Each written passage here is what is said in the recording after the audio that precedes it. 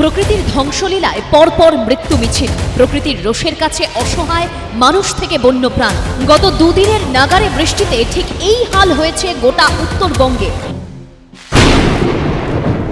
মামাটি মানুষের সংসার, মানুষের আশীর্বাদে, সহযোগিতায়, দোয়ায়, জোহারে, সকলের প্রার্থনা এবং মানবিকতার স্বার্থে কখনো আমাদের কোনো কিছুর অসুবিধা হবে না। আমি এই পরিবারগুলোর জন্য যারা মারা গিয়েছে তাদের প্রত্যেক পরিবারকে আমরা 5 লাখ টাকা করে, যদিও আমি জানি জীবনের বিকল্প কখনো টাকা হয় না, কিন্তু যে চলে যায় তার পরিবার তো রয়ে যায়।